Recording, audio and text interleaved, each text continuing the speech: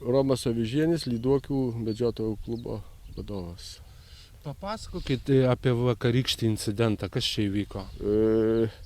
Prieš kelias savaitės buvo gautas iš urėdijos pranešimas, kad šiame miške bebrų yra daroma žala.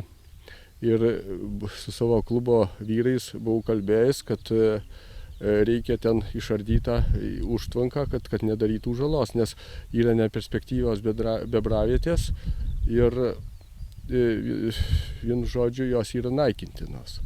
Nu ir vyrai čia nusprendė sekmadienį nuvažiuoti ir išardytas užtvankas. Bet ten įvyko nelaimingas atsitikimas ir nebuvo kalbėta ten apie kažkokį tai sprogdinimą ar panašiai. Matomai tai buvo kažkaip tai padaryta. O jūs pats nedalyvavote? Aš pats nedalyvavau. Nukentėjo vienas jūsų klubo narys. Kiek jisai jau medžioja? Jisai medžioja apie 20 metų. O gal žinote apie jo būklę kokią? Jis dabar randasi Kaune, ligoninėje, ten jam buvo atlikta plaštakos operacija ir yra problemų dėl regėjimo.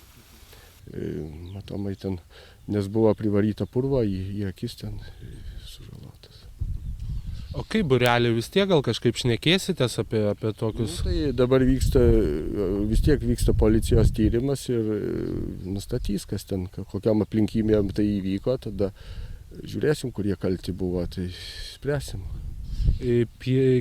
Pirmas nelaimingas atsitikimas būreliais? Yra anksčiau buvę, bet tai čia jau buvo, ar dar čia nemedžiau, bet 87 metais čia buvo, ar 6 galbūt buvo ten, tada buvo atsitikimas toks, kad susišaudė ten, buvo sužeisti medžiotojai, peršovė vienas kitą, o po to nebuvo.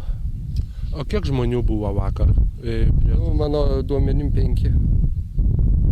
Visi medžiotojų klubo nariai? Visi, taip.